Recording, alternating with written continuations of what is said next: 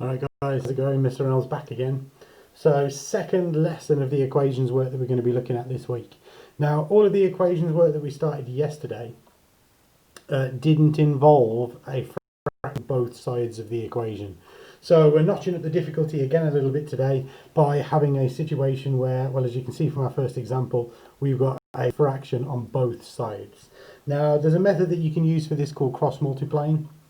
So if you do sort of ever search for that or see that, that's basically the system that we're going to use today. Now, when we were getting rid of one fraction, it was kind of easy to keep track of what we were doing, because whatever the denominator was, we were multiplying by that, we got our result.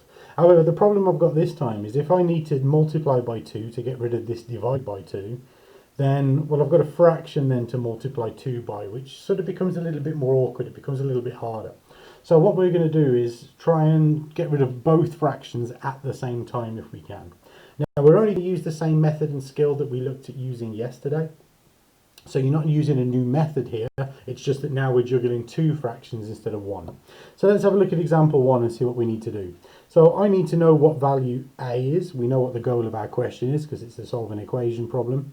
And clearly I'm dividing that by 2, so I'm going to have to get rid of that. And on this side I've got 3 divided by 4, so I need to get rid of that divide by 4 as well. So if I do my opposites, I know the opposite to dividing by 2 is to multiply by 2. And as you know, you need to do the same thing to both sides, otherwise you're not being equal. So problem is though, I've also got to divide by 4 this side. To get rid of the divide by 4, I need to times by 4. And again, I need to do it to both sides or I'm not being equal. Now this is looking pretty complicated. It's looking like we're making this worse. But before we do any multiplications now, let's see what cancels down and let's see what we're left with. Well, as we know, the divide by 2 and the times by 2 will cancel. So all I'm actually left with is a times 4. And we're all happy with that. Same thing on this side. The divide by 4 and the times by 4 will cancel. So all I'm left with is 3 times 2. And again, we're definitely all capable of sorting that out. So let's see what we've got left then. So on this side, a times 4 is 4a. And on this side, all I've got left is 3 times 2, which is 6. So 4a equals 6 is what I'm left with. Now, from this point, you guys know exactly what to do. I'm certain you can answer it here. So to get rid of the times by 4, I'm going to divide by 4. So 4 divided by 4 is 1. So I'm just left with 1a. And 6 divided by 4, you can either write it as a fraction or as a decimal. It's 1.5. It doesn't matter which way you write it as long as it's the same. So not too bad. So what we're going to be looking at doing is using that exact same starting point, that exact same skill, but we're now going to be applying it to a couple of different style questions. So example 2, we're going to now do exactly the same skill, but obviously we're notching up the difficulty a little bit. We've got a harder question now. So in example 2, I've still got two fractions. I've got a fraction on both sides of my equation. So I'm going to need to do exactly the same thing as I did in example 1. We're going to get rid of the fractions at the same time. So to get rid of this divide by 3, I'm going to times by 3, and I've got to do it to both sides. And to get rid of this divide by 2, I need to times by 2, and I've got to do it to both sides. So once again, let's cancel what we can cancel and see what we're left with. Well, divide by 3 times by 3 will cancel, so there you go. Divide by 2 times by 2 would cancel, so there you go.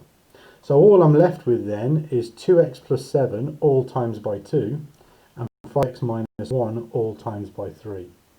So I can write this out as 2 lots of 2x plus 7, and I can write this out as 3 lots of 5x minus 1. Well, from here, I'd be pretty confident that you're happy. So job number 1 is going to be to get rid of my brackets, in which case I'm left with 4x plus 14 equals 15x minus 3. So I'm okay with that first one. Now, going back into what we discussed last lesson, you've got an x on both sides here. I've got a 15x and a 4x. So again, I'm always going to pick the smallest one and get rid of that one. So 4x is clearly smaller than 15x, so I'm going to take 4x from both sides. Well, if I take 4x from both sides, that disappears, so all I've got left on this side is a 14. And on my right hand side of my question then, I've got 11x minus 3. Well, we're back into that year 7, year 8 territory now. We've just got a two-step equation. So finishing this one off, we should be pretty happy with this. So opposite to minus 3 is plus 3. So I've got 17 equal 11x because they will cancel. So if I divide both sides by 11 to get x on its own, which is what we want, then x is going to be 17 elevenths. Now you can either leave it as a fraction, if you've got a calculator you can write it as a decimal, it makes no difference. As long as it's the correct value, it doesn't matter whether you've written it as a fraction or a decimal, it makes no difference. So slightly trickier question, but again using the same skills that we've been practicing, or you've been practicing for a long time now, we have been able to get our solution. Now we're going to move on to example 3. Now this one is a tricky one. So example 3 requires quite a lot of prior knowledge, as you will see when we work our way through this one. Now in order to get example 3 correct, we've not only got to be good at our sort of equations and algebra knowledge, but we're also going to be involving some quadratics here, which means we may need some of our factorising knowledge as well. So let's see how this question goes. Well, I'm going to start off in exactly the same way. I've got two fractions here, so I'm going to get rid of both fractions at the same time. Now you can think of these as sort of one big number, if you like. So when we're multiplying this to get rid of our fractions, the opposite to dividing by 2x plus 3 is to multiply by 2x plus 3.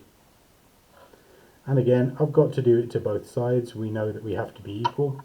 Now this side's a little bit easier. To get rid of a divide by 2, I'm timesing by 2. So that side is a little bit easier for me to manage. Now once again, this is looking horrendously complicated. So let's try and tidy this up a little bit and simplify this. Well, if I look at what cancels, divide by 2x plus 3 and times by 2x plus 3 cancels. So all I've got left then on this left hand side is 5 plus 2. So that wasn't too bad. If I now look at the right hand side, the divide by 2 and the times by 2 will cancel.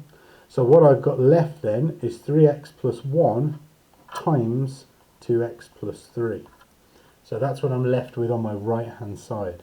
Now you can probably guess what the next step is going to be. If we're going to get any chance of getting an answer, we're going to have to multiply out these double brackets here. Now multiplying out double brackets is something that you guys have been doing for quite a long time now. If you're good at using FOIL, use FOIL. If you're not so good at using FOIL, I would always recommend using your grid method. So I'm going to do my working out over here. So my first bracket goes on the top, so 3x and a plus 1. Second bracket down the side, so a 2x and a plus 3. So if I work this out quickly, I should be able to get my solution. So 2x times 3x is 6x squared. 2x times 1 is still 2x. 3x times 3 is 9x. 3 times 1 is 3. So I've got then 10 equals 6x squared. I can put these two things together. I can collect like terms. So that's an 11x and a plus 3. So I've managed to get rid of my bracket. Now again, the reason this question is a lot harder is because what I've got now here is a quadratic. I've got an x squared and an x. Now you know that you're not able to put those two things together. You can't collect like terms if one of them is a square and one of them isn't. So I've clearly got a different type of problem here, which means I'm going to have to get my answer in a different way. Now, back in year 10, we looked at drawing quadratics as graphs, and we also looked at solving quadratics. Now, to solve a quadratic, what we needed to do is factorize it, but we can only factorize it if your quadratic equals 0. So the first thing I'm going to have to do in this question, because I've been left with a quadratic, I need to make it equal to 0. So to make it equal to 0, I've got to get rid of this 10. So if I take away 10 from both sides then, I'm left with 0 equals 6x squared plus 11x minus 7. Minus 7. So I can now factorize this and solve this. Now, just as a quick reminder of what we talked about last year, whenever you're solving a quadratic, you're always going to get two solutions. The reason that you're going to get two solutions, because when you square root a value, you always get two answers. So remember, the square root of 4 is both 2 and minus 2, because minus 2 times minus 2 is also 4. So we know we're expecting two solutions here. So that's why when I factorize it, I get two brackets, because each one of those brackets is going to be one of my solutions. So I need to factorise this. Now there's a few different ways of doing it. I always prefer to use the grid method, but in reverse. So I know the first number in each bracket is going to give me the 6x squared. So I can put that in the correct place. I know that the last two numbers in each bracket are going to give me my minus 7. So I can put that in the correct place. What I need to do now then is work out what these two values need to be, and then I can factorise to get the two brackets. Now the way I choose these two values, I multiply together the two numbers got here. So I'm not interested in the signs, I'm not interested in the letters, I'm just interested in the numerical values because I need to make the correct numbers in my answer. So 6 times 7 is 42. So what I've got to do then is find the different combinations of numbers that make 42, because one of those combinations should give me the numbers I need in the question. So the different ways that I can make 42, I can obviously do 1 times 42, I could do 2 times 21, I could do 7 times 6, and a tricky one to find, I could also do 14 times 3. That's a bit of a harder one to find. Now the reason I need to do this is because the values that I choose, I need to be able to make 11 out of. So I've already got the 6 and the 7 taken care of. I need to make sure that whichever numbers I choose will make this 11. So if I look at these pairs of numbers, I now need to pick a pair that I can make an 11 from. Well, I can't make an 11 from a 1 and a 42. I can't make an 11 from a 2 and a 21. I can't make an 11 from a 7 and a 6. But I can make an 11 out of a 14 and a 3. I can do 14 take away 3 to get the 11 I need in this question. So because it's a positive 11, I know I'm doing 14 take away 3. So to get 11x, it's going to have to be 14x take away 3x. Now hopefully you remember doing that. We've definitely done it before, but it may have been quite a long time. So I now have got all of the correct numbers in my grid. So now if I go down and across and find my factors, I should get my two brackets. So going down, what goes into 6x squared and minus 3x? Well, 3x goes into both. What goes into 14x and minus 7? 7 goes into both. And looking across, what goes into 2x squared and 14x? 2x goes into both. And what goes into minus 3x and minus 7, minus 1 goes into both. So I've got my two brackets. So I now can go back to my original question, and instead of writing my quadratic, I've got my two brackets. So I can write this as 3x plus 7 and 2x minus 1. So I can now combine my factorising knowledge and rewrite my question. Now the reason we get two different brackets, like we've already said, is because I know I'm going to get two answers for this. So what I'm now going to need to do is split this question in half and work out what my two answers are. Now the reason I can split this in half is because this equals 0. If I've got one value times another value and the answer is 0, then one of them has to be 0. Otherwise I'm not going to get the answer of 0. It's got to be something times nothing or nothing times something.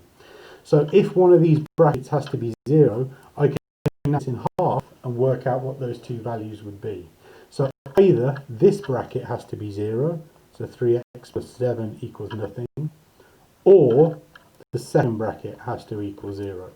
If I'm getting the answer to 0 and I times two things together, then one of those things must be 0. So now I've got two really quick and easy equations for me to solve. So to get rid of a minus plus 7, I'm going to minus 7. So that gives me 3x equals minus 7. And then if I divide both sides by 3, I get x is minus 7 over 3. Again, if you want to write it as a decimal, you can, but I'd just leave it as a fraction. Doing exactly the same this side, so if I add 1 to both sides, 2x equals 1. So then if I divide both sides by 2, x equals a half. So I've managed to get my two solutions here. So definitely a much more difficult question there because we've ended up being left with a quadratic. So when we're left with a linear equation, it's not too bad. But this time, because I was left with a quadratic, what I need to do is solve that quadratic and then find out what my two solutions were. Now the questions that we're going to do today that end up in this situation, you're basically going to get the answer to each of these in exactly the same way. So it does test your factorising knowledge a little bit, as well as your sort of, pretty high grade equation knowledge now. Now, same as always, you've got the answers, so you can check if what you're doing makes sense. If you've got any queries or problems, then by all means let me know. It only takes me a minute or two to make a quick video of a question if you need it. So I'm going to shut up. I'm going to let you guys crack on. As is always the case, please let me know. This video looks like it's going to be about 15 minutes now. So that means you've got 45 minutes left. So again, set an alarm, set a timer, something like that. And obviously make sure you're doing this as a normal lesson. If you try and do every question all the time, you'll be here forever. And same advice as always, just like I'd say to you if we were in school in a lesson. If you're finding questions easy, if you're finding things okay, then by all means, miss some questions out, skip yourselves forward, use the time to look at some of those more difficult problems. But otherwise, I'm going to be quiet. I'm going to let you guys crack on. Let me know if you've got any issues. Otherwise, I will see you guys next time. Look after yourselves.